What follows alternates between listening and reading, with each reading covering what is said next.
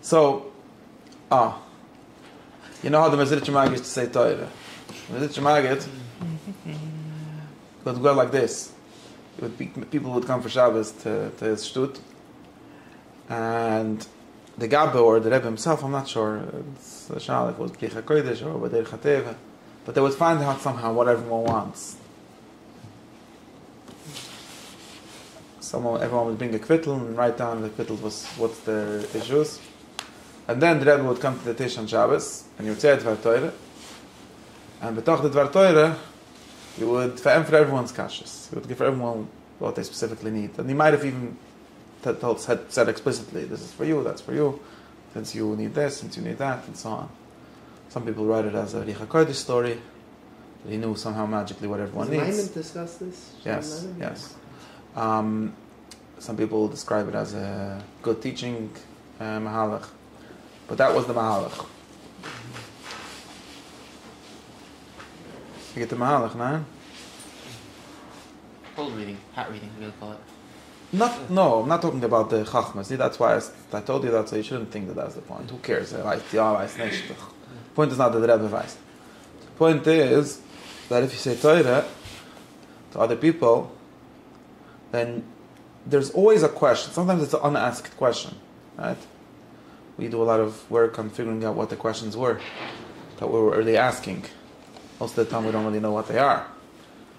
Or it's very hard to ask them. You could read Mrs. Collard's book about why it's so hard to ask all the real questions that are interesting. Which book? Mrs. Collard. It's called... Sorry, now you have a book to read. You asked me which book to read. It's called... You've solved my problem. It's amazing. See? Just like the Rebbe. 100%. It's true. It's called Open Socrates. Agnes Collard. Agnes Collard is a teacher, a professor at U Chicago. And she wrote a book, and she's Oisik, and she has 1 million podcasts and all kind of different futzas on philosophical life. And the basic problem that she talks about is looks good. That there are some good questions or basic questions that it's very hard to ask. To answer is not hamadrag. But even just to ask them the whole question, she has a solution to the problem also. She promotes a certain solution, which she claims is Socrates' solution. But anyways, that's Maramukim. It's a good book, and she writes clearly, and she gets across her ideas, and she gets you into a certain basic philosophical mindset very well. Just put on hold of the library. So, anyways, that's what we were saying. So there's always a question, right? Everything is an answer to a question. And the whole Torah is an answer to a question. We heard this through many already, right? Why don't we understand the whole Torah? Because we don't have the questions that it came to answer. So we think that it's just some kind of kufalem ha'kigigas. Drop something on your head and just do it. Literally. Turns out there was a question, and this is an answer to the question. Discover the question by terms. We always discover the question. 1 second, I'll talk this in a second. Go one thing at a time.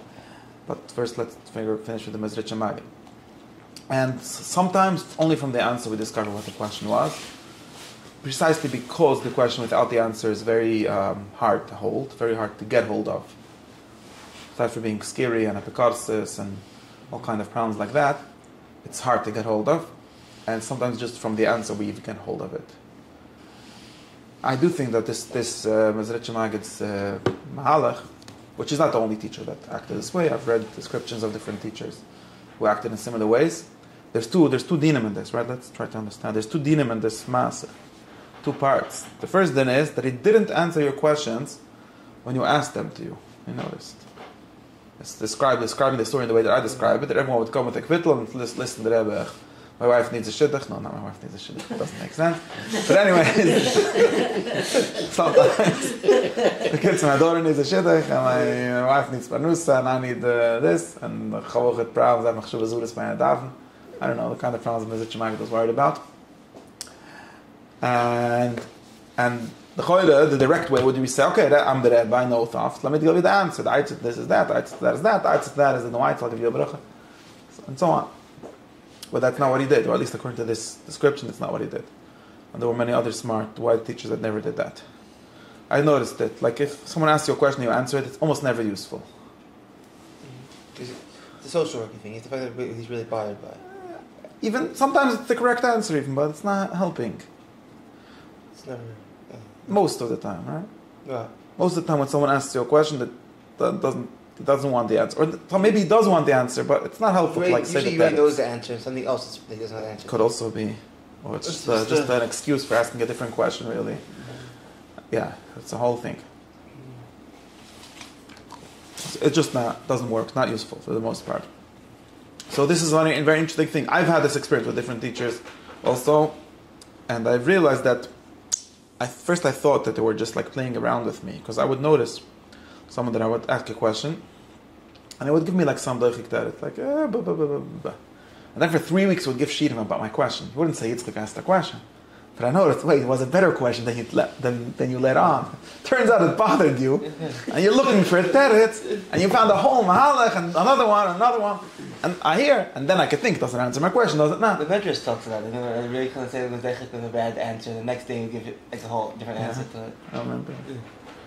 Yeah, so I thought, okay, maybe it doesn't pass. It should have told me, good question, I don't know, let's think about it. Maybe I'll find an answer for you, or maybe but another better way of looking at it, or maybe alternative, is, maybe why don't I make a video for the people, not a video, what's it called? Not this. And my group, no, how do we do it? An alternative way of doing it is here. An alternative way of doing it, an alternative way of describing this is, so number one, there's the Lowy said it's not useful to actually answer the questions. Number one, because of all these reasons that we discussed, and maybe even more.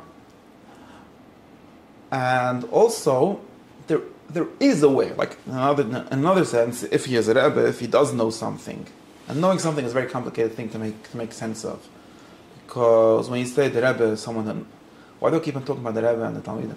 If the Rebbe knows something, then what does it mean that you know something, right? What does it mean? Someone, take like the Chassidish Rebbe model is a good model to understand this, although it's true for more intellectual kind of Rebbes too, and other kinds. It's not usually something reducible to a sentence that's an answer to a question. Almost never.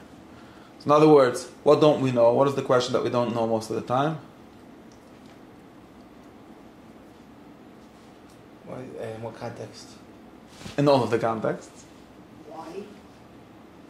No, you should know already the slogan that I have. That's my answer to this question.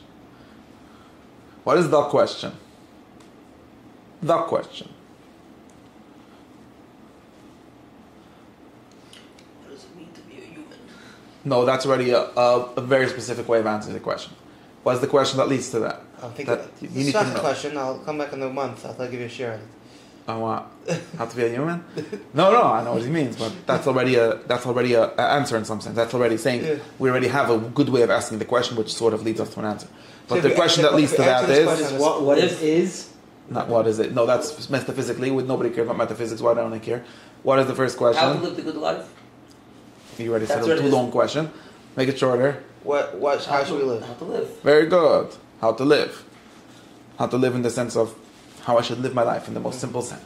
That is the question, right? Very good. Of course, this can be particularized in any way. How to live, how to have a good life. Right? When you come and you say, I want to shir Pirim, you're just saying, how do I live as a Yid who has a whole history and all kind of things that put me all the way down until we get to Pirim. But it's just an instance of the question how to live, right? That's if there's a question. Sometimes they just tell me a good word. What should I tell you a good word? I don't know. You should laugh. Okay, so how do I laugh? If it's a serious question, then it's some kind of variation of the question, some kind of particularization, right? Some kind of prat in the question how to live.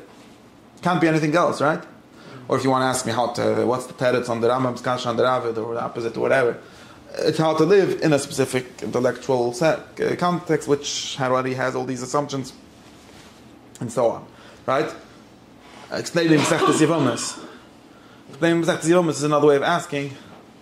Explain me how to live as a Yid who thinks that it's a thing to learn Masechtas Yevomis. How do you do that? That's why people go to yeshiva for, right? Not to have to list summary of all the shirim, but then you could ask ChatGPT for that. Right? And even before that, you could look in Kitzur Piskei Harash.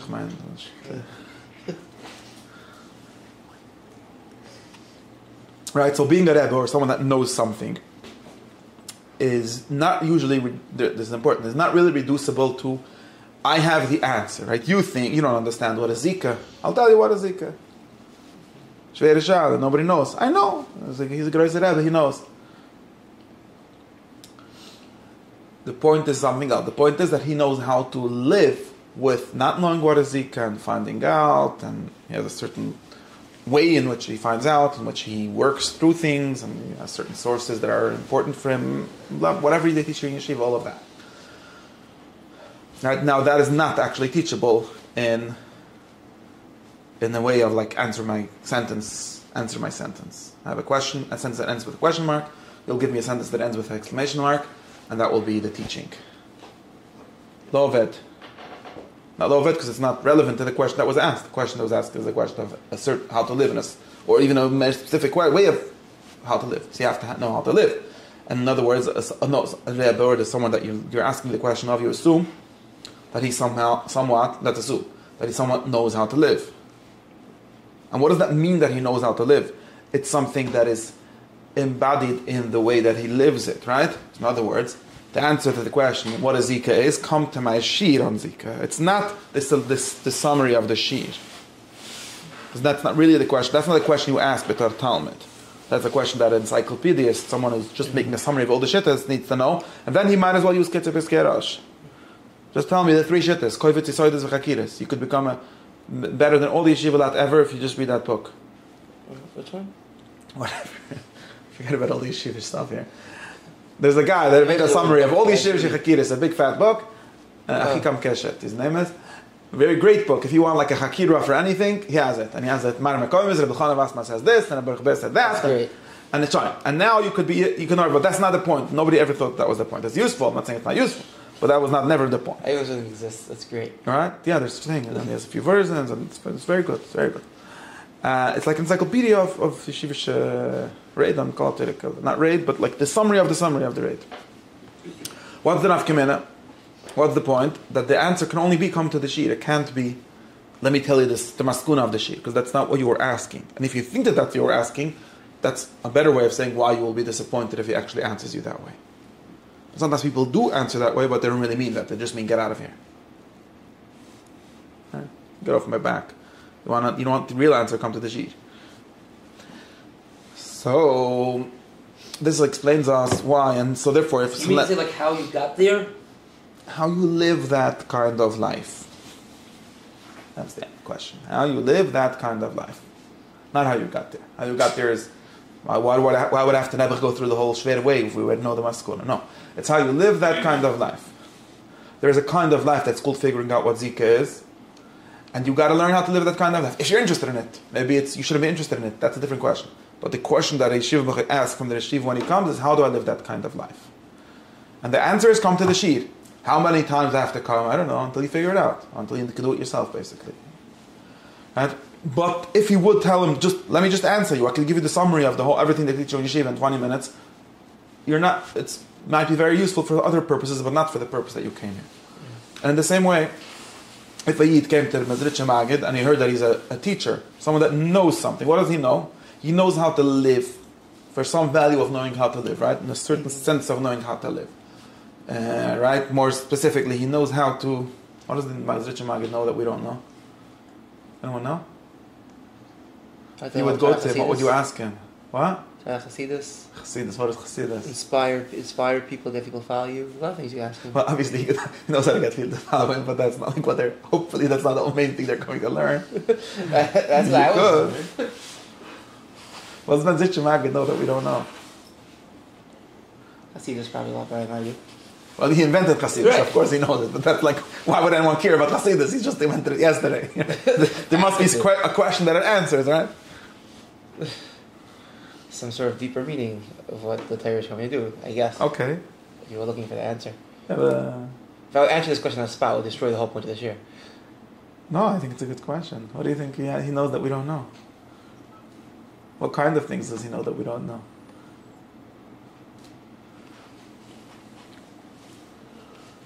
Only how to live. That's how to live, but like give me Only how to live. a certain sense, but in a certain sense of how to live, right? The Vilna Gaon also knows how to live, but not the same one that the Medrash Magid knows, right?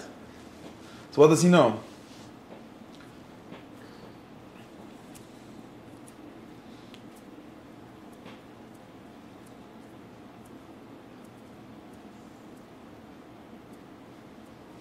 You should be the only one that has this question, just so.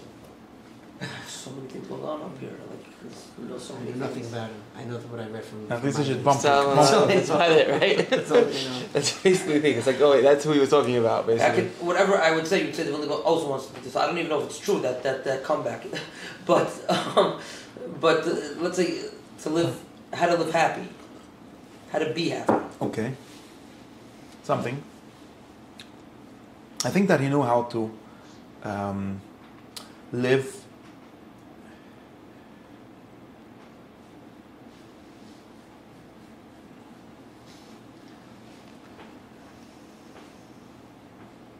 I'm going to say words that not going to be very meaningful. Yeah, I think you know how to live in the presence of something very subtle without making it into a system or a box. In other words, he knew how to say a Torah on Shabbos by the Tish that would have something to do with your wife's issues, or she asks you for money, and the problems you have with being mechavan by Shemana Esrei, which is exactly what I described before. That's what I think. Maybe he wasn't. That's just my imagination. I think that he knew something about that. That's what I think. So, if someone comes to him and he asks him basically this question, he asked him a lot of questions, but why did he come to me, right? You asked me how to have panus, I don't know, go to your local yoyetz, lenyuna panusa, whatever. Taanis said. Right. As the Balatani said, but of course Balatani himself, okay, whatever, let's not get stuck in this. Point is, the point is, whatever, he's trying to systemize things and it's not working. The point is, he knows something about that, and therefore the answer cannot be, like I have a slogan, say Tikkun Akluli, whatever. There are ways of having slogans that answer these kinds of problems, but that's like a whole art. But what he really says is, okay, no problem, so I'll tell you exactly what I'll do. I have a way of like going into some kind of having my state of Shabbos saying Torah. And in that kind of state, I know how to relate to all the kind of questions that you asked. And that activity, that action, will respond to your problems. And it will do a much better job than if I would just list out my answers. Because I'm sure I'm a smart guy, I can list out the answers to all the problems that you gave me. But that's not what you came to me for. You think that the Medrash Market, me, has some kind of way of doing things, right? I have a way of doing things, so let me exactly do it. Let me do it with you. You'll see how I'm doing it. Maybe you'll be able to somehow get something from it, or maybe you'll be able to imitate it, maybe you'll be able to at least get something out of it. And it turns out that he probably said much, that when giving or advice, or not advice in the broader sense, right? Teaching is also a kind of giving advice for the mind, right? How it's said and what is not said and from which angle you start is just as important as the content, like the purely intellectual sentence, right? And probably because he does it in this kind of way, it turns out to be a lot more useful, even in the simple sense of being advice, than if you would just like be answering everyone's questions. Makes sense? Yeah. Sure, so that was the Akdama about the Medrash Magid. So now we understand how we have to do things.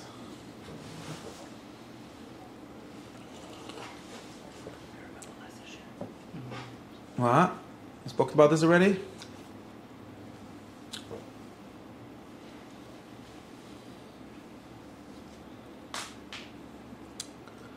Huh. How's it got to perm? What? How? How's it got to perm? Achashverosh didn't know what he was looking for? So now we could think about a bunch of things. What should we think about? So continuation of Let's Do Yishashapidam? I don't know what was last year. Oh, no, I thought you asked. Tell me. Yeah, you didn't tell me what it was. Yeah, so I think it was last year, maybe it was 2 years ago. I think last year's shir was that, in summary, if you don't fast on Pesach when it's need to, when you need to be fasting, that's not called like Stavai you get to eat. What does that mean? In other words, like Mordechai and Esther decided to fast on Pesach. But we have this thing like okay, what's it got thousands to of do? people are dying, whatever. And some kept the mitzvahs. Like, hello, wake up! Okay. Like God is like How does it writing connect? the world for you the same way He wrote the title for you.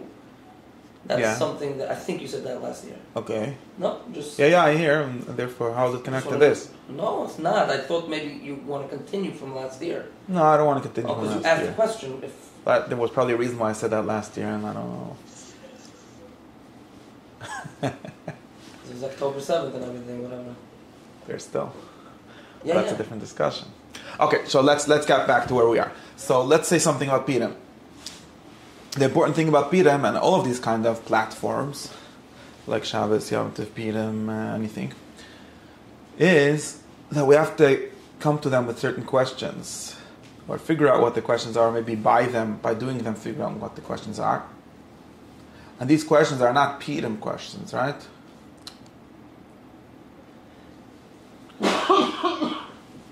It's not the pshat that there are some Purim kashas, like on Chanukah we're very worried about the Beis Yosef's kasha for some reason, and on Purim we're very worried about some other kasha. I don't know what it is. Who Achashverosh? Who was Achashverosh? You Achashverosh. Who Achashverosh? That's the question. Okay. Sorry. Or I don't know, whatever people are worried about on Purim. And every The Bachram always worry about do you drink, how much do you need to drink, you can do the Ramah. Delo Yada. Okay, whatever it is. And then Matzah Purim, it's ready not guys. It's Kulyotzing then, it's moved, it's finished. Right? And we sort of think that there must be, it must be at least some kind of platform that allows us to answer all the kinds of questions, right? Makes sense. Tafkon Purim? The Rebbetzin Agnes Khaled says that she calls these kind of questions that have no time. There's never the good time to ask them. Why? Because when is the good time to ask a question?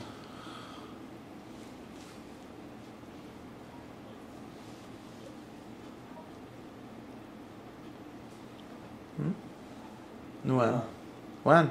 When the problem arises. And the problem arises is a good time to ask a question? That's when you have the question. Okay, and usually it's too late to ask the question, right? Like what kind of question do you mean? The question, by the way, this is right, the question of how many bottles of wine you have to drink on Purim is probably not best asked on Purim afternoon. Why? Because you should have already bought the bottles of wine yesterday in the store. Man, it's like too late now. Right? So when you actually need to use an answer, by the time you need the answer, that is not a good time to ask a question. Right? Why? Because you already need it. That sounds like a waste time to ask a question because now you need the answer. Very good. And sounds like would be the best time, but it's actually the worst time to figure out the answer. If I needed the answer yesterday. If I knew it before, but I didn't know there would be a question. It could be I'll be learning 1,000 answers. No problem. The question might not come up in life. So if the moment you need it, so memorizing the phone book. You actually need it now. If you actually need the answer now, then it's not a good time to ask a question. I'm not getting the logic. Let's ask a question. If I want to know a phone number, the question is, what is the phone number, right? Because I need to live my life to get this phone number. So you don't need it right now. You need it tomorrow. You need it in 5 minutes. You have enough time to find out the answer, right? Right. If I would memorize the phone number 5 minutes ago, then pretty simple. So wait. So it's a pretty simple question, and it takes only about a minute or however long it is to figure it out, and then you need it before you use it, but you just think you have enough time. All right. Very good. What if we have a question that is probably not going to take only 5 minutes to figure out? It's going to take 5 hours to figure out. Okay, then if I wouldn't be the good design, probably should have known 5 hours. What? You not only should have known 5 hours, right? Not only should have you known 5 hours before. Well, how could you have? But there's a problem. Like there's a paradox here, right? How could you have known? I don't know. Maybe it just happened now. Suddenly it's Purim. What do we do? Turns out it's not suddenly Purim because we already know it for thousands of years. But let's say there's other issues in life that are like this, right? Suddenly it's like this. Now what do you do, right? Usually there's some other guy that pretends he knows. But what happens? But no, this is important. Right, but this is important, right? The emergency, there's like people that, the Hatzillah guy, his job is to know things before, when you really needed to know it, but you didn't prepare yourself, right? That's the definition of emergency services, right? Emergency services are people whose job is to know things in the right time because other people didn't take the time to learn it before. Or they couldn't, I'm not saying they have to. The division of labor, say that. That's his job, right? But the point that she makes is that there's a basic problem, which is that once we need something, and it's something that we really need, right? Just to be clear, the phone number is not something you really need, or maybe you really need it, but your life is not going to change. And if it was the wrong number, you'll try again, you'll figure it out. It's a small, you have to find that number beside there, but maybe it's a small problem. If as the bigger the problem is, and the more acute it is, you need it right now. The worst time it is to ask the question. Better you do the answer before. Assuming that both the question is important, and that it's needed now, and that it's not a question with a simple answer, with like just a piece of information, like a phone number, which at the end of the day is just it's only 7 bits of information, pretty easy. 9. Depends on how long the phone number is, So whatever it is, it's pretty easy to find out what the phone number is. It's a pretty simple answer, right? There isn't usually any like yigiyas going into finding out the answer. It doesn't even make sense for there to be any kind of yigiyas, like work to finding out the answer, right? What about the question of how to live? When is a good time to ask it? You know what? Now we know the tailors. Now I understand Mashbi knows tzaddik. Because once you're here, it's like you got to already be a tzaddik, right? When we can have time. In the what's it called? In the womb. 100%. That's a shot. That's a good shot. You gotta know it before. But there's a real issue here. Assuming that there's something to be questioned, and it's irrelevant, it's something we need to have known already yesterday, and therefore, this is the nice Oscar, right? I don't want to steal like Collard's things of giving YouTube clips about this problem, so we have to say it only in Chassidish language. The Benai Salsker is the one that noticed this problem, right? You know. The Ber Shmeilich from Minkach, wherever, where did he live? Not in Minkach, in Dinev. From Dinev, his uncle lived in Minkach, I'm confused. And the Ber Shmeilich Dinev had a big issue. He said that the Rishonim, the Rambam, and other Tzadikim said that a person should be choiker if there's a God. Literally, like if you open the Chovos HaLvoos, and it's amazing, like Chassidish Yidden like really get a shock from this. You open the Chovos HaLvoos, and this is the book of the duties of the heart, right? Wow, it's our thing, right? Litvaks are only about what your outer Evurim have to do, and this is all about what your internal state should be, what your internal intention should be, and all of that. And it gives you this whole long Drushim Magdoma that you need. That's what we need, that's the most important thing, and that's the only way to get close to God, all kind of things. And then he starts and says, Perek Aleph, okay, so first thing you got to know in your heart is that there is a God, right? But let's find out, is there one or isn't there one?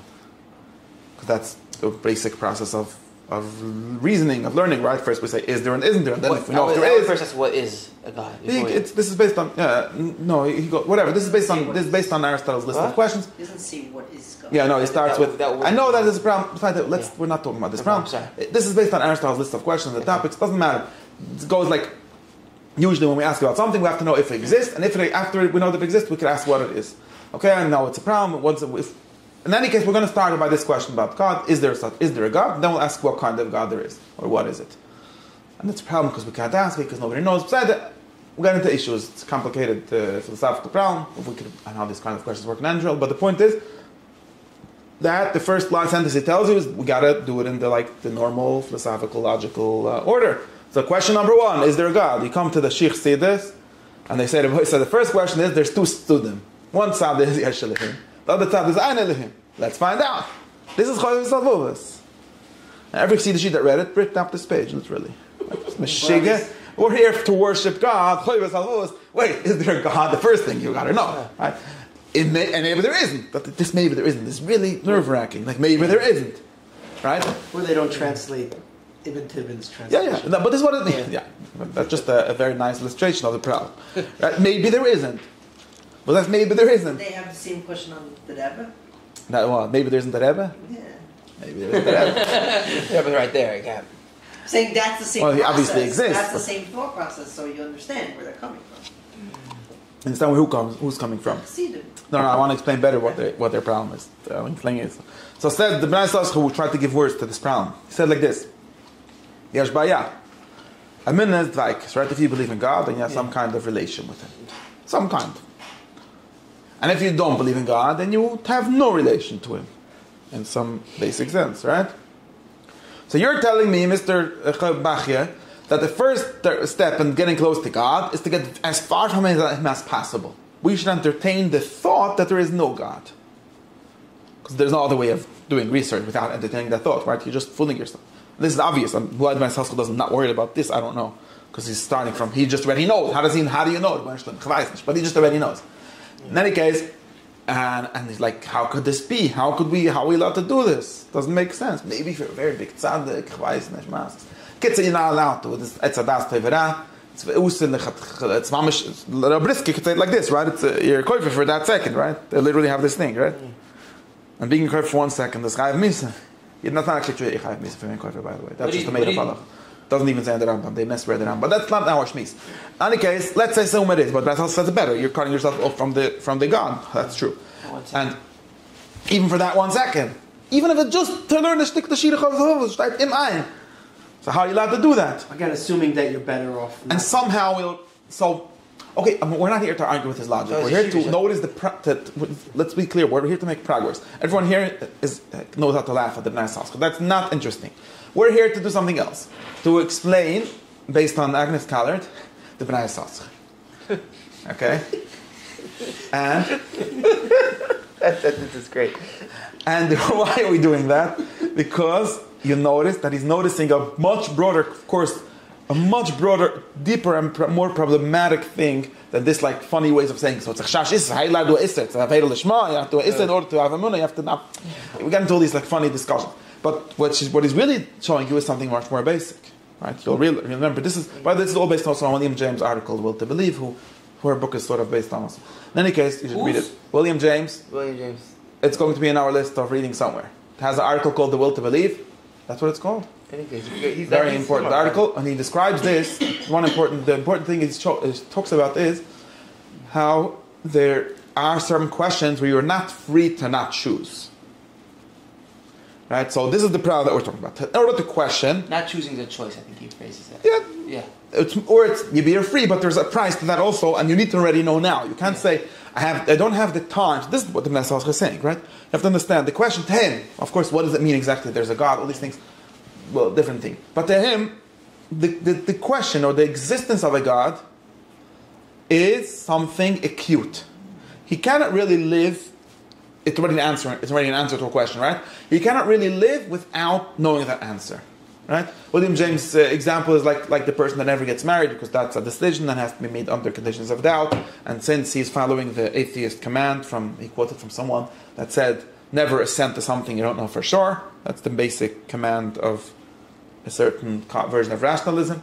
Therefore, you never know she's going to be the right wife. She'll never get married. Turns out that's itself a certain decision to never get married. And you don't know that for sure either, so you're stuck. But in any case, this like refusal to commit or refusal to decide or refusal to know anything is something that shows us that something needs to already be known. I need to already know the answer, right? And for Rabbi Yishmaelech, obviously, since he's a Jew and since his life doesn't make any sense, to realize his life doesn't make any sense without a God. You could even like formalize this into some kind of argument, but to him, he's not doing that. I'm sorry, sir, but there's someone that argued on that and that said that it's a 50-50, right? Pascal's wager. Yeah, that's who it was, right? That if you... I think he also touched on this idea. I was thinking about it the whole time. Yeah, but wait. We're talking about a different idea. Let's try to get at it. Maybe we'll be able to get at it. We're getting at something like this. Since this question, he's just using this as an example. Really, the question of a God is not really the most primary question, I think. I mean, or only the primary question at the end. It's so complicated. But in any case, for him, just to be clear, and for most people who are educated in that kind of in a religious system of thought, any of them, life doesn't make sense without a God existing. Which means that if there is no God, I can't do anything. I cannot do anything. No, not meaning. I don't know what this word meaning means. I can't do anything because humans act on the basis of a certain sense, on how things make sense, how the world connects to each other, some kind of science, some kind of logic, some kind of causality. And at the linchpin of his understanding of how this is, although he probably doesn't know how to explain it, is that there is a God, which means that everything he does now is based on that, right? The silly way I describe it usually is if someone comes to me and asks me a question, some tzaddik called me up and says, could you tell me if there's a God, did he give the Torah? Allah tzaddik gave the Torah, was the Chassidische Torah, the Litvische Torah, Allah tzaddik was the Chassidische Torah, was the division to Aleph or the division to Beis, Bekitze. And I always tell, okay, can you tell me why you need an answer for this? Are you running to Mincha? You need to know already if she's daven Mincha. And my point is always, and therefore that's probably not a good way to ask the question, because you need a lot more freedom for that. How are you gonna? You're just go daven Mincha. I don't know. Figure out a different way to reason to daven Mincha. I don't know. It's not. But the other side of this is showing the problem. Since he has to daven Mincha, not that he has to daven Mincha because Hashem told him to daven Mincha. Because that's illogical. He has to daven Mincha in the sense that he has to do something. He has a sadriyam. A person he is already living, right? When you ask the question of how to live, it's a very weird question to ask because you're already living, and you're asking the question with the living that you're already living. Yeah. So it doesn't really make sense. You're really stuck. Although it's really very hard. Mrs. Kowich thinks there's no solution to this problem besides for having friends, which is a good stems with my mahala. That's what she thinks. But in any case, because then you have the other person to represent the other side. That's what she claims Socrates' Chiddush was. It's a shtickle Torah. I don't know if it's entirely convincing, but that's a shtickle Torah. My point is that this just shows you the problem. Since I'm already davening Mincha, so this is definitely not a way that it's possible. It's a paradox. I need to know that there's a God in order to daven Mincha, but I also need to daven Mincha or do something else. Well, anything else, I also need to know the answer to the question, right? Yeah. Even for to decide that there's not a God and I don't have a Mincha, I also need to know the answer. So when is going to be the time that I have the Chazon Ish's ideal state case for becoming a minna, right? Remember the Chazon Ish's beginning of a minna b'tochen? No? Put it on my list. He has a list of the reading things that you have to know to come to my shir. No, I thought you said that the Chazon Ish had to become a min. I was like, no, how to have a minna. In Yiddish. Amuna. Amuna. Right? Remember how the Chazon Ish started his book? His little Aminas. No, that's Amuna and Amina. Anyways, the Chazon Ish started his book, said, how does it start? Look it up. It starts like this. Midas ha'amuna hi netiyah daka mi'adinut ha'nefesh. And then it goes like this. Im. It's very important to im. Im. Ha'odom mibal nefesh. V'sha'at ishat ha'sheket. And then it goes on to say things. And now this im is the im. Yeah? Im mizeira yidin de groisen im. The im from the Chazon Ish. On this im steht ganz Yiddishkeit. Or the fact that it doesn't exist is why it starts. What he's saying is that the condition for having a min in any kind of real free way, right? Not just I'm stuck, so I'm just continuing the situation because there's nowhere to stop it. Is if he gives you two conditions. One is that you're something he calls a Baal Nefesh. Okay, since he's doing poetry, he means something like a sensitive soul. He's not really doing philosophy there, which is true. You need some sensitivity also to be a philosopher, like Aristotle said. Where does philosophy start? In the heart. Wonder. It says in the beginning of the metaphysics. I've never actually read that. Is it outside? I didn't either. I just know. You should know at the beginning. It's like one of the slogans. I've read some of it. But it's a very famous quote. Heschel made a big deal out of it. Wonder meaning how, like, wow, things are happening. What's going on? Like, right? It doesn't mean wonder in like awe sense necessarily. Just like the question, like a pre-formalized question is wonder. Right? Curiosity. A wonder. You could call it curiosity. Anyways, right? So you have to have that. And what else do you need to have? Shas HaSheket. You need to have a time of silence. Solitude. You have to do a silent retreat. No, you don't have to do a silent retreat. What it means is you have to have the mental space or the emotional space or the physical space also, obviously, right? Basically, and then you'll start wondering about the world, and according to him, you'll find out it's Valabira or whatever. But Before that, nothing starts. Look, we have phones, so you have to worry about that. We have phones which are making sure that we never have any of that. So we don't have any Sveikas Namin. Unlike what the Chassidish think that phones are good into Sveikas Namin. It's Heibtich. Phones make people never have any Sveikas in anything. It's 100% true. Because having a suffix means you have a lot of extra time. Not a lot. Not extra, by the way, no. That's not you have to have time to think. Right. And time is also space, like in emotional space, like a whole, like basically you have to have space. Your phone is thinking, what? Your brain isn't. Your phone is thinking, your brain isn't. And that's the opposite. So actually they're right that you shouldn't have a phone because you can't be an apikoidus with a phone. And you can't be an imam without being an apikoidus first. So therefore, right, because that's the question now, they're saying the Chazal said. So therefore, the Chassidish Yidden are right, but only with Chinas and Hapati. When it was before the phone, it's called Kandal Kaifrin. The second with the phones, it's over. Because you don't need it, it's on you all the time. There's no like thing down, it was a chalois. It's like the medical computer. There's no chalois. You thought it was a different thing. That's true. Only the Yidden that keep Shabbos and don't use their phones or computers on Shabbos, they have a shtickle chalois. That's Hashem, when I'll make new Yiddishkeit, as we like in Bayaf Duda, we're going to add Hamadl by screens, le paper, or something. I tell you, the biggest rush is the guy who finds I have to use electricity on Shabbos. It's just a rush. Electricity doesn't bother me. Certain things. Let's figure out exactly. Okay, let's right. Yeah, it's true. It's true. The internet is not conductive. Not conductive to thought. That this is important. Right? And this condition of having anything, of any knowledge, is having the question. And the condition is to have some kind of space for asking that question. And just to be clear, if you're worried, if you're very vadagit with that you're going to come at Bakoiris, that's definitely not space to ask the question. Right? And if you're worried that you should be an Apikoiris, or if you're worried that your father taught you lies, that's also not a good space to ask the question. So it turns out that since the times of Udom Edition, there wasn't anyone that had time to ask this question. Right? Or in a pure way. Right? Because we're all very much far from being happy or being free. Right? Bal Nefesh, there's some of us are, but Shati Shat HaSheket, that's a very difficult condition. Difficult in the sense of being almost metaphysically impossible, right? Because it's a logical loop. In order to care about it, you have to already need it, and if you already need it, then you don't have space to think about it. Mm-hmm. But yeah, this is why the best way to have duchakira is to already have emunah.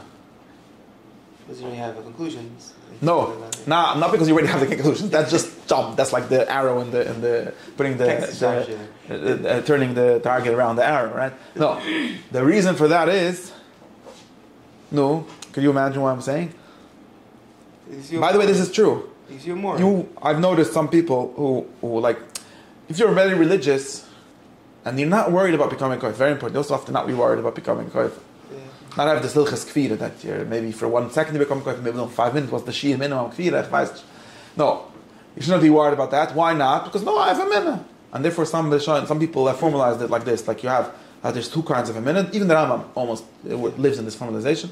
There's something called believing what you were told, and we believe what we're told. Sean, the guy saying, "I'm fine. Nothing wrong with being an achzir." Everything they say that you do, I do also. Right. Besides for that, now we're going to think. But now we're thinking without worrying that we become other achzir chusid. We're not becoming os. How do we become os? So now we have real freedom because even God Himself lets us think.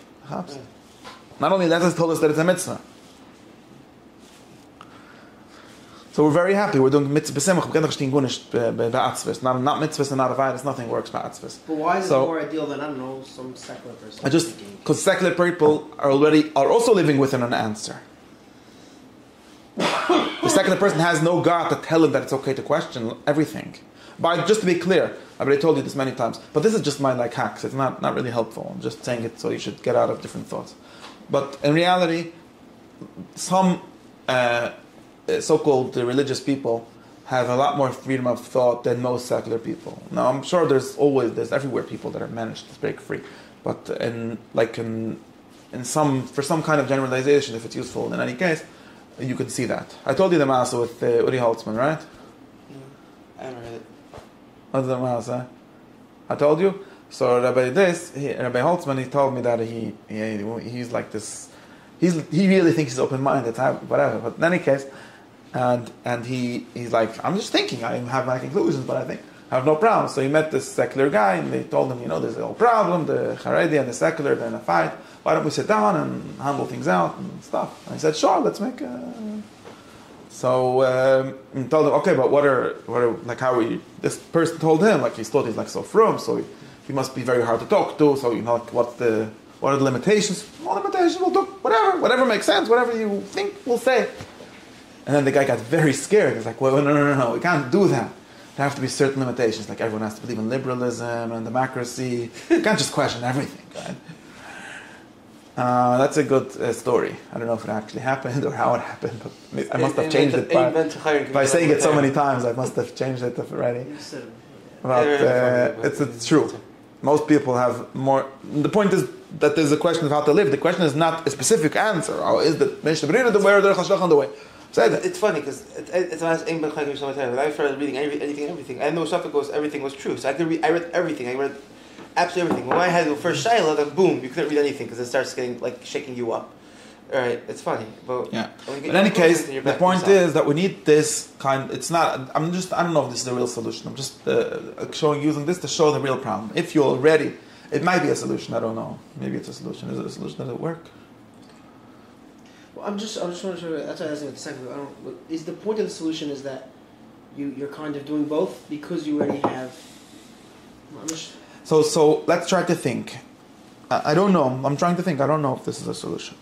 We understand the problem. The problem is a very serious problem. That the things that we really need to know the answer to, we'll really need to know the answer. And not only are we really need to know the answer, we're already acting from within a certain answer. Right? And we're even asking the question based on a certain answer. Right? This is why really questioning is almost like really suicide. Right, someone said once that the only real philosophical question is should you commit suicide? And he's right in his opinion. Like Albert Camus. Because who said he should even live? You always know so many assumptions. Isn't that the first assumption? Everyone is already acting within so many assumptions. And the more important questions, the more they're based on these knowledge they already have. So how do we get out of this?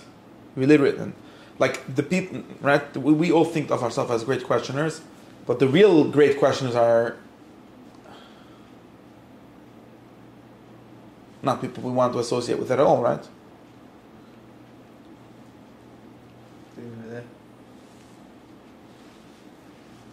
Who? Yeah. Or what kind of person you Conspiracy theorists. No, they have a lot of answers. I mean, some kind of if you really have enough questions, you end up in some kind of nihilist life, not nihilist shit. This is kein Geld. No, some kind of nihilist life, right? Drug addicts. Yeah, maybe a drug addict, or maybe the opposite. I don't even know. It's hard to say. If you have no answer, then there's also all kind of things that happen to people that have no answers, just for kind of psychological and social and shayiyat and whatever reasons. But that's the real kind of questioning that you should be doing, right? Being the guy that stands in the back of the shir and laughs is not the größte pakoiris. Man, it's not a größte questioner, right? Because he's more or less beside himself. That guy's. It's not what we're after, right? And you really can't. It's not even coherent. It's not even possible to really do that, right? People, let's try everything. Let's just see what happens. I don't know. Have no opinions whatsoever and just see what happens. I don't know. See, you probably end up dead. And who knows who says that's bad? Can't even condemn you, right? Socrates held that it's not bad. Socrates did, yeah. But I think you'd be able to do it. Yeah, more complicated. Thus? The way we know the brain works doesn't make any sense. A person won't be able to do that. The emotions possible logic. Maybe yes and maybe not. I think that's another ideology. But you don't really know that. Just someone told you the theory. That's why.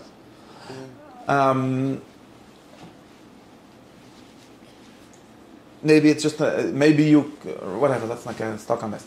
Point is, it's very difficult, and it's difficult for a good reason. Meaning, it's incoherent almost, right? And if something is like William James says, I don't know. I don't know all these titles. Like we say, if the question is irrelevant, if it's irrelevant, then you shouldn't. Why do you even care? Well, maybe it's interesting. How many legs does some animal in the Sahara Desert have? Okay, I don't know. You might be able to find that out with a free mind, pertaining to that question. Of course, the moment it becomes your job, or the moment you start doing it, you're not free anymore, right? Because now you're invested in there being a specific answer, or at least in the question being important enough that the government should fund you, whatever. Right? You might have to make a study called history out of it, whatever you make the. You got to do proud, right? Once you start doing anything, you're committed not only to an action, to a certain opinion, right?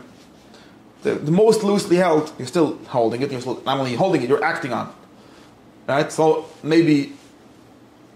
So the point is, the more important something is, the less possible it is to question it. And the more important it is to question it, for like basic reasons, because you want to know it, right? And otherwise you're stamanav, you're just buying whatever the first thing was and you took it, and it's also a question.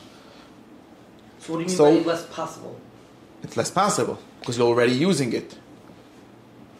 It's more also psychologically and socially and emotionally all kinds of problems. And also just like logically almost incoherent, right? Almost. I'm not saying entirely. There might be, there seems to be like a more basic problem than just that some hard emotionally to question the things you were brought up on. That's a small problem. We could solve that with some drugs or something. Maybe. Maybe, I don't know. I know people have done that. I'm not saying it works so well or what. But there's a logical problem, which is that you're acting on the basis of an answer, right? If you think of a person, right, the person is not a physical being, right? A person is a philosophical being. In the sense of, also, by the way, nothing else isn't either. Right? In the sense of there's a certain organization of thoughts that you live with, that your life is, right? They're not only like beliefs, they're embodied beliefs, right? They have corresponding actions and emotions and physical things in your brain or in wherever, I don't know. It's organized in a certain way. And questioning just means breaking it apart, right? It's like, and you're questioning it with the things that are already built up. Seems to be very hard. And where's this whole idea of free inquiry and knowledge, which can only start with free inquiry? Where is it can even be possible? And even if it is possible, the moment I start thinking about it, I already, by the way, what you asked me about people is true for thoughts also, right? We discussed this a few weeks ago. Right? The first time I have a thought, I either like it or hate it. Most things, the way this is like a certain level of life or a certain level of soul. Most things that we bump into, or most that we have, cause us either pleasure or pain. Right? And we like pleasure and don't like pain usually. Or that's like the definition of pleasure. If you like it, that's you might as well just change the words. And therefore, it's not only I like it. It's like saying yes, right? Saying pleasure is also an answer to a question. It's saying yes, saying I want that, so that is good, right? Mm-hmm. And if I have a thought on the first, even if I would start with some kind of freedom, the first thought I'll either like or hate, and that like or hate, which is not necessarily rational, not necessarily true, but it's a thing that will lead me in that direction, right? So I'm already stuck. I'm already not very, very philosophical, not very rational. Is your point that the question is, you're asking this question that people... And on the other hand, without love, nobody learned anything without loving the subject, right? Very rarely. So you have... Never, because he has pleasure in that, so it's just called pleasure, right? A kind of pleasure. An abstract sense of pleasure, whatever it is. Right? Of course, makes sense. So, what are we going to do? That's going to be the teretz, Sean. I don't know. Somehow is your question? Is your question that you're trying to ask a better question than the boring bias question? People ask, "Oh, you're biased." So you're not biased. You have an answer already. Mm-hmm. So your question doesn't work because you have an answer. That's another way of saying. Not that you're biased towards. Why would I question it if I'm already have an answer? And I think I know it. Not only I know it in an embodied way. I know it in the sense of I'm living it.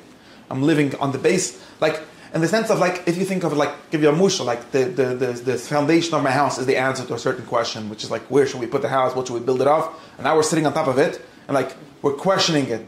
Very cute, you're questioning it, but doesn't even make any sense. Right? This is postmodernism 101. I don't know what I told you. I don't know what those words mean. It's nice to have a title to describe questions other people had. I feel like. Might be, but whatever. A kid said, Maybe I'm wrong. it's a baya. Ich weiß nicht. I think it's a baya. This is just a question. There's an answer to the question also. Postmodernism is what you call postmodernism is called Yish in the Nachman. Yeah. Because since I had a good question and I liked the question so much, therefore it must be that nobody ever thought of this question before me. And there's thousands of years of thought and of everything that obviously started off with this question, but they didn't notice it. And we're the first generation to realize it, and therefore everything is nonsense. Therefore, we should just hang out and eat rice. We shouldn't eat pizza because pizza is not healthy. We should eat rice. Rice, that's You it. should take acid, actually, but yeah, it's more like that. And shine. But that just, firstly, that's also already an answer, and it's also very dumb, like, mostly because it's Yish. I'm just against it because of the Yish. I'm not saying that I have got a better answer. I'm saying that it's just like the first question you had, you just decided that it's the last question anyone could ever have. No, it's not. Why are you so sure? I mean, every inquiry and every science in the world started with some good questions, and we made progress by moving somehow through those questions. That's how life has been working for life and everything. So why would basic questions be different? They're not different. You just have to do that. We've made a lot of slower progress on that. Is that a basis of atheism in some sort of way, also? I don't know, but again, like I'm just answering this question. Way? Yeah, atheism is all, and also Amin is Yish. Also Amin is based on Yish. Anything that's not philosophy is based on Yish. One day I look into it. Not Lomdis. Okay? Everything else is based on Yish. Right? Shechnurich is based on Yish. What are we going to do? There's so many shit in every halacha. Let's just ask it. What do you know what we're going to do? We're going to learn it. What's the big problem? Too long? Okay, we'll learn a little. It's just based on Yish, and we jump into conclusions, right? The Yosef Karo says this one is like just based on Yish. Shechnurich is based on Yish. What are we going to do? There's so many shit. Nobody could learn anything. Okay, the Rambam was after. The Rambam was like, it's a waste of time. So here's a very quick. Yeah, okay, it's different kind of. He held you should be Miyash on that, basically. Maybe I'm not saying that all Yish are unjustified. Like you said, maybe he's correct. Maybe it's needed because we need something to do. I'm just saying. Like the Beis Yosef now. Why not the Rambam? Because the Rambam doesn't describe this problem. It has a different problem, like you said. The Rambam never said. No. Okay. Let's not we're getting off this subject. Let's not do that. What we're trying to say is that I think that there are now. How do I know that there's a solution to this problem? You found it. No, that would be dumb to say. Why would you have to remember, nobody asks questions that are on. To ask a question is to believe, right? Now, this is another way in which skepticism is based on belief in a certain sense, right? Because to ask a question, a good question, not skepticism means I'm stopping to ask a question, I just decide. But to ask a question is based on the belief or the hope that there's a way through it, right? That's the meaning of a question. The meaning of a question is, like I said, it's an opening of a door, not a closing of a door, right? Just like everything else in the world is organized towards its goal, right? The meaning of the week is that there's Shabbos, it ends there, and so on. The meaning of a question is that it's pointing towards an answer. And that's why we say the better the questions are, good question is half of an answer, or maybe a really good question is the whole answer. Because it's like becomes very obvious. But our problem is usually that our questions are not very good. Our questions are very fuzzy and very broad and very like, what do I do? I don't know. What kind of question is that? What do I do? If you have a very specific question, they might become answerable, right? And the process of learning is the process of refining the questions until they become answerable, or until their answer becomes almost obvious. But the point is that questioning, and we know that this works, because we've seen how many people doing it. Just like we say in everything. We know everything because we watch people doing it. And we've watched people start off with even with this like meta question of how can we question things, and figure out something. And even if it might be hard to describe, maybe it would be easier to watch than to describe, or easier to do than to describe sometimes. Some descriptions of things happen after doing them, not before doing them. But we know that there is a way out of this. We're not trying to get ourselves stuck. And all kinds of solutions that say, therefore we should just jump into the lake or whatever, those are just not they're not really asking the question. That's another way of saying it, right? Because to ask a question, a question is something that comes with an answer, or at least could be answered and should be answered, right? The questions that shouldn't be answered are the ones that are already an answer, right? Yeah, the reason there's such questions is because they're not good questions, of course. They're really answers that just said in the language of a question. But if there are good questions, then there's our answers. Or maybe because you don't understand, you're not ready, which is another way of saying you're not asking the correct question. You're asking the question wrongly. The way you're asking it, it can't be answered. You would know how to ask the question. You would know the answer to. Makes sense. I have to leave. You could leave. It's a good question, man. The problem left with cliffhanger over here. Oh, maybe. Don't worry, I don't have an answer to the problem. If you ever find the answer, let me know. He's making a podcast, so you'll find out. It better not be 42. Thank you. Okay. Stimmt. So, what are we gonna do? Oh, firstly, we don't believe that there's such a thing as a question without an answer. And this also has to do, like I was saying, has to do with the humility, right?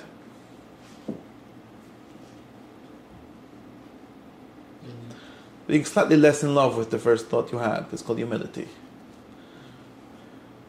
And since so many Eden, that's what he reminded me of. Since so many Eden have had like basic questions and have said, therefore, it must be that I'm the first one that had this question and they're such good questions. They fall in love with their like first thoughts or first questions, which is themselves, and now there's no way to get through it. But if you have a little less gava, and you say like, well, of course they're good questions, and also you have the ability to learn from someone else because you're less of a balgava. No, for real. For sure. You have to love your friend's thoughts just as much as you loved your first thoughts too. Yeah, for sure. Thoughts don't even belong to anyone. That's what's called good batoide, right? Yes, 100%. Yes, right. For sure. Really. I think it's even a You're after that. You're after the thought, not after having the best kashas. Who said that? I'm saying that's. Who said this? I forgot that really my plan was to say Asir on Yitzchok Shalom and how that's the Rambam Shat Delo Yada. I guess. It's even a higher level. You're getting into it. Of you're loving his thoughts. Yeah, we'll get to that. After even you're okay, we'll get to that. The only ability of asking questions. First, there's because I've read his thoughts, and then you're chapter the right time. You reminded me. So let's say the main point where we are. The main point where we are is that these like impossibilities are only impossibilities are not the end of this discussion. They're the beginning of the discussion. And we know that they're not the beginning. One is because we have the question. You know that the Ishbit Rebbe said that Avram Avinu had a question, mi balabira. He wasn't the first one to have the question, but he was the first one to believe that the question has a meaning. The fact that he has the question means that there's an answer to the question. Because why would we have such a question? Things that aren't answerable are not questions either. And well, he says it in a slightly different way, but let's interpret it this way. Right? If there's a question, and you... What do you mean a question that's not answerable? That goes back into you. A question that's answerable is a trick question. Something like... Reb Nachman talks about this. He has an example. Pythagoreans? No, a question like, why is this purple? It's not impossible to answer because it's just not purple.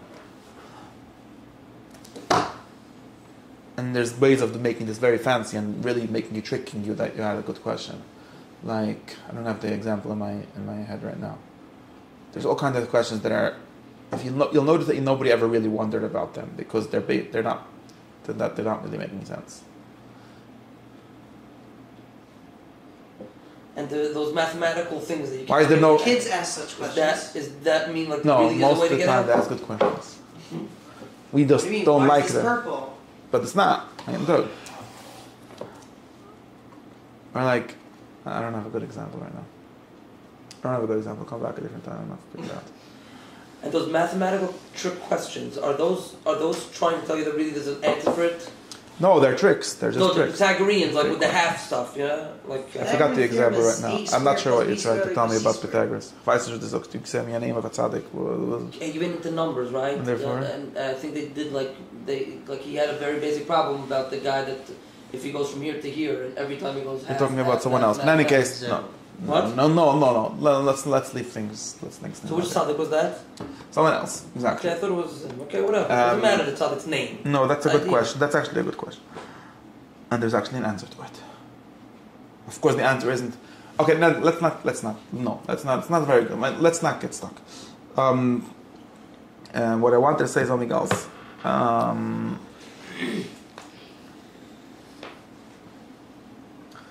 Right.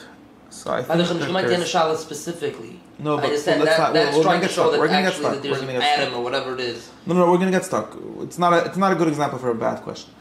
That's for sure. Let's not get stuck, or at least not right now. Maybe we'll figure out. How much is 100 divided in 3? How much is 100 divided in 3? Yeah, that might be a good question. It's a good question. There's actually ways of making progress in that question also, right? We could get closer to the truth of that question, even if we might not be able to answer it absolutely. So, but all these examples are not probably helping me right now. The point is something else. The point is, there might be a solution to this kind of problem. And the first place we're going to notice that there's a solution as that we'll find a guy that actually went through the problem or managed to make progress with the problem. Okay. Now this word we call progress is a very, very important word because even refining the problem better is progress, right? You could notice this in different kinds of conversations. There are conversations that go in circles. And there are conversations which make progress. And many people have not figured out the difference or probably have never had the opportunity of having a conversation that makes progress from basic questions.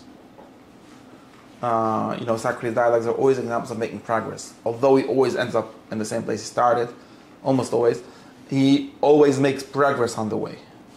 Which means that now we have a better way of asking the question, or we know exactly what we're looking for. Sometimes we might even end the discussion. In other words, find the answer. And we got to learn how to make progress. What I wanted to say was that one of the things that we can do is believe that we're allowed to ask the questions, or make some kind of space where the needing to already use the answer is not bothering us. That is one thing. The other thing is what she said was using other people, which is maybe part of it. But the main I'm gonna have to stop right now. How you use other people? Yeah. Good question. To use other people by having two people on two sides of an argument. We We're talk about it, you're saying. right. In other words, me just thinking of something by myself, this is just a practical thing. I don't know yet the whole theory that she has about this. But me thinking with myself, I'm almost always going to be very stuck in the ways that I started thinking of it. And therefore, usually tend to go in circles. But me talking with other people, especially people who actually think or actually have thought or have written books, which is a way of talking with us across the time, is going to probably allow me to have a space between the answer that I'm already using and the kind of answers that someone else has. Maybe it's a different answer, maybe a different question. Usually that turns into like an argument, no? Yeah. If it's an argument, whoever's smarter will probably win, though. What do you do about that? Whoever is smarter wins arguments only in rhetorical arguments, not in philosophical arguments. Right? Because winning an argument, like Rabbi Tam said, right? You could win an argument, but not win the argument. Right? Also, in no? Not sure what you mean. But in any case, It says that over there when it says like people do, and not from people that do arguments. Right. Trying to put my thinking somewhere else, but in any case, It's not there's the this beginning? concept. I don't know. In any case, yeah, there's such a thing, and of course, this has a lot to do with humility, like we're discussing, because when you have an argument with a little child who usually asks questions, most of the time I lose the argument. Me when I argue with little kids or even like little teenagers or whatever, little kids that come to my sheet, I most of the time lose the argument. So you're the haste. Now I'm telling you didn't know. I didn't let you on. Most of the time lose the argument. Very serious. Doesn't mean that I'm wrong. That doesn't mean that I'm wrong, right? You remember the difference between philosophical argument and law court argument. The difference is that in the law court we're trying to convince someone third person, which means our discussion is really happening outside of the arguments we're making. There's going to be some of Adi Yosef at the end that can just count how many rayas you have and how many rayas you have and decide. So therefore even bad rayas are useful, but you're not really convincing anyone. You're not convincing your opponent, right? The philosophy is this crazy kind of trust we have in other people, which is I'm one Baldin, you're another Baldin, and we are ourselves going to argue it out. Which means the argument itself has to carry the whole truth, right? Of course we have to both be seeking truth, we have to both be following the argument, but theoretically we don't even have to be seeking truth. We only have to be committed to listening, like we said last time. We only have to be committed to following the argument. And which means, losing the argument just means you were not convinced. Now, of course, maybe you were not convinced because I didn't make the argument well. Doesn't mean that I'm wrong in the opinion that I'm defending.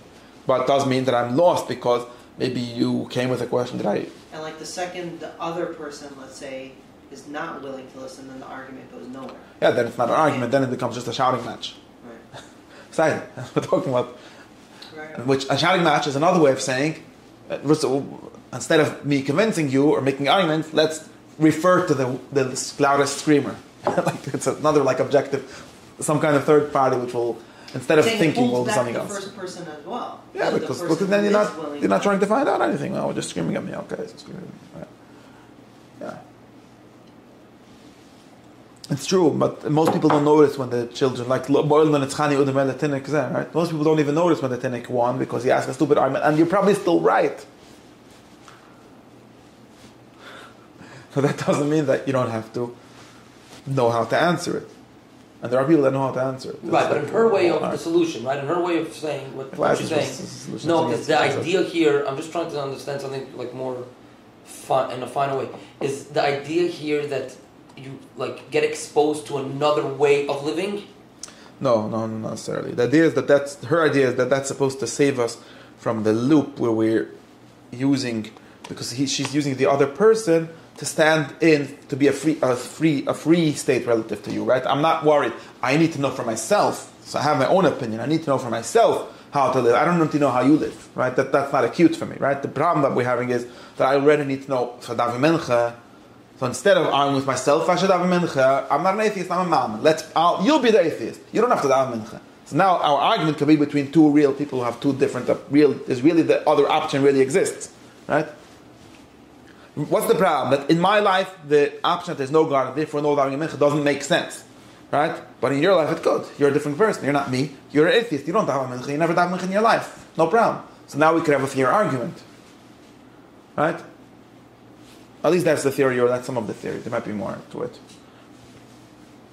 But it's really... in other words, do you live life differently? No, I'm not worried about... I'm not learning from you about the problem. Of course, this is a question on this theory that she has, which is that how is it if it's going to get to me, we're going to end up in the same problem. It's not clear if it's resolved. It's a question. But at least the argument could make more sense because it's not the same person who is defending both sides of who's on both sides of the argument, which is what this ideal. The same type of person, then. Not the same type of person. The same person. If it's me, I'm on both sides of the argument, right? How could I even pretend to be able to find out, to have the freedom to choose between the options of davening mincha and not davening mincha? I'm already davening mincha. But the other person is not davening mincha, so he's entirely on that side. And then, from some kind of art of argument, which is maybe a third thing, which we have to figure out, but at least it solves us some of this problem. That's the theory. If it works, if it needs to have some lechet, we'll find out. I didn't really come here to defend that solution. I just came here to show that this has to do. I think that most of this has to do with being. I actually think that it might be I don't know if that's the only solution. It might be a solution. We'll have to work on it, see if it works. And I think that the first part of the solution is to be able to not know.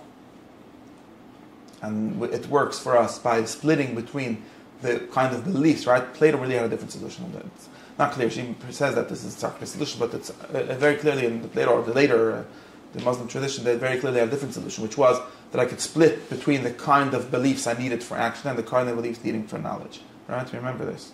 Okay, I'm going too fast now. I'm going to just stop here. I could believe, that's why I said it's a different solution, really, I think. But just splitting off knowledge from opinion and saying that I could believe something without knowing it. And therefore, but when I'm working on knowledge, I don't need to be worried about the belief, because belief is a different kind of register. It's a different kind of thing. And or another way of saying this would be, and that belief will have to allow me to think. That's true. This is why the great religious of last Thursday wrote these two-side psukim, like mitzad religion, where we have a psak halacha they're allowed to think, and we also have a psak halacha from the thought that we're allowed to be religious, because it's a different kind of ayla. And this allowed them that kind of freedom, I think. And the very big part of it was to not confuse, this is the different style, not her style, this is the Platonic style, not confuse opinion with knowledge, or not confuse faith with knowledge. Not to say that you know when you don't know. You could say you believe, which is very nice, and even makes sense to believe, but you don't know. And this was the Rambam's pshat on Rabbi Akiva. It doesn't touch each other. Now we'll talk about it runs parallel to each other. Yes, they're different. They don't entirely not touch each other. It's of course more complicated than this. I'm just saying. There's the Rambam. Can we just finish this? The Rambam said, "What did Rabbi Akiva do to the Yitzchok v'Shalom? Al masha lo yishem lo shemati. Al lamad l'shan ch'loimer ani yada." The Rambam said. The Rambam actually interprets this as a discussion of Chiddush Ha'olam, and he understands like this: that there's a problem with Chiddush Ha'olam, which is that there's no good proofs for it. There might be no proofs against it, but they're not. Or not good enough proofs against it, but there's also no proofs for it, which means that we cannot know it. So therefore, some people are just in denial, they don't know nothing. But some people are nichas lepadis, which means they learn massive rashis. And therefore, there's three groups. One group is apikarsim, because they're the kind of people that only believe things that they have proof for. And therefore, but the problem is that they're wrong, they don't even have proof, they also jump to a conclusion. They're so impressed by the fact that they can freak up their Rebbe that they think that that's a way of life already. Then there's another group of people which are just very frem, but they die. In other words, their cycle dies. In other words, why? Because they force themselves to know things which are unknowable.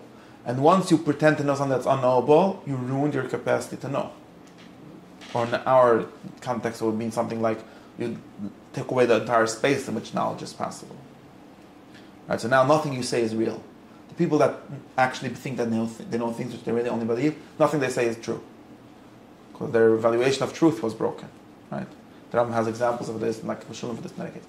That's been Azai. Exactly. Then there's the Aliyah of Rabbi Akiva. What's Rabbi Akiva? No, Bezayim first. One second. How do you go crazy? Same thing. Is it the same thing? Going crazy and dying? Only three people in my story. Now, dying and going crazy are the same thing. One is Beirachnis, one is Gashmis, but they both mean the same thing. Now, there's only three people in my story. What should I tell you? There isn't the fourth person. The going Meshig is one version of dying. It doesn't matter. You could probably literally die. It doesn't matter. Then the solution, which is the Akiva's solution, is the Rambam's solution. The Rambam's solution is to say like this: if you ask me if I believe in Chiddush Ha'olam, of course I believe it. If you ask me if I know it, of course I don't know it. How should I know it? Even Moshe Rabbeinu didn't know it. How would he know? He had Neviah, which is a way of having good opinions, but he didn't know. Because it's not possible, according to him, it's not possible. And he even has this exact argument. He just says for 3,000 years people have been arguing about this. You're really the first, you're smarter than them, are you crazy? This is the Rambam says. The Rambam that all the Mashgichim say that Shar Gefregt Al Rais, this is what he says. He says someone that goes around saying that there's proof for Chiddush Ha'olam is just stupid, because I don't think that's something that 3,000 years philosophers are arguing about. You understand? You're overestimating your intellectual capacity. You don't know. If you believe, is it reasonable to believe? Maybe it's even reasonable to believe, but there's a difference between being reasonable to believe and knowing. And this is according to Rabbi Akiva's Mahalach. Whenever he got something that didn't understand, he said, I don't understand. Nichnas b'shulam, v'yutz b'shulam. Verstehe nicht, verstehe ich nicht, ist nicht. Was ist problem? We need not jump to conclusions. Not jump to conclusions. Nicht lekan. Maybe next week we'll know. Maybe we'll learn more. For another 40 years we'll know. He also saw Matatun sitting, right? He also saw Matatun sitting. He had a question. He's like, I don't know. No, he had a drusha. That's a dois it's fish. What do you mean by saying you think you that didn't see the same thing? there's Yes. proof for Yeah, they see it. Yeah, it's too much information to figure it out. What do you mean by saying that there's proof for Kiddush Island? You're saying that there's a logical argument that can make sense that there's logical arguments that make sense. or Okay, proof he as has, in like he has very strict. proof evidence. He has What do you very. mean by that? The Rambam has very strict use of the word proof. But that's not getting into this. It means something very extreme by him. Right. So how can we know what you mean here? No, I'm saying like. What do you mean? What do you mean by proof of Chiddush Island? You mean that through logical argument, or you think, or by evidence? Because I don't know if you I'm have. saying so many svarim do logical arguments with this. So if you call that proof, then Yeah, he means logical arguments, and he argues with those furim, and he says that those furim don't know what they're talking about. They know what they're talking about, but what they think is proofs are not really proofs. They might like svuris, but not proofs. Yeah, that's the answer to that question. But that's a different subject. We don't know really anything about it right now. Just using it as a mushal, or as an illustration of the principle. Today is the pshat chayv nicht besim adli udmatcha. Verstehst? You thought that you're a yid, there's the matcha noman. Turns out, and right now let's be clear. There's some other Rebbe Chochem that can tell you the story, right? Apushti thinks matcha was a tzad, the Kuman was a rish, matcha was right, Human was wrong, and it's very simple, right? Then you learn a little, and you start thinking, well, matcha wasn't so right, Num wasn't so wrong. I can even give you the arguments for whichever version of the Megillah there is. You'll come up here, I'll explain to you. Appeal the lamdas why matcha was wrong and Hum was right, or at least there's a lot of shit that's what the machlokes. But whatever the machlokes was, not so clear that one of them was right and one of them was so wrong. Matcha wasn't so right, Hum wasn't so wrong. That's obvious. Anyone starts thinking realizes this, right? Turns out to be entirely true, the whole thing. Anyway. Wo ist das mit trinken de wegen? So wait, trinken is not mushal. So therefore, what's the solution? So there's three solutions, the same three solutions. There are some people that said, if woman is right, then we should go to the ICC and tell them to that's an matcha. Because woman was right and matcha is doing a crime against humanity. Now those people, what's their problem? Not that they don't have good arguments, the problem is that they jump to conclusions. Because there's about as much evidence to put woman in the ICC. It has to put matcha. Oh, we'll put both. Got nicht. So why? Why? Maybe one yeah, one not. Why both? That's just a way of cupping out of the question, right? Both. Let's just be even side. It's got you have to know. But if you don't know, then just be quiet. Right? Then there's other people that are just like, no, of course, we know for sure. They're just liars. Right? Those people also don't have what to drink pinim because they're bluffing themselves and they're stumped right. So what's this like Kamarab Bashach Reb Zayr is already dead. That Shomer Achav Shach Reb Zayr is an instance of Yekubay Hashem of last year. This pshat what he says in Bishmanim. So what's the real solution? The real solution is we don't know. We know exactly what we know. We know that we are on Matcha's side. Why? Because we were born there. That's all. We don't have proofs against them. Well, we have proofs, but then if you ask me like the truth, not saying that we could win him in debate, but Hashem, we won him in the not debate, in the reality. But in debate, maybe we'll lose. So, and China is like, it's very happy if you learn. By the way, this learning of how to live with doubt is you should learn it in every subject in life. And also act. You have to also act. You can't just say, I'm going to live with doubt, therefore I'm going to shluff. No. You have to figure out what to do. And you figure out some rules. Hilchas Sveikas. The Hilchas Sveikas is the Kolatorah Killer, Hilchas Sveikas. And by Oymik, this was also the Chanukah Drusha. This is all the Drushas. Right. I don't know what you're talking about. No, yeah, like that whole thing with Rachmas Tlif Plus. Okay, Sean. We're always in our state. And Close my video.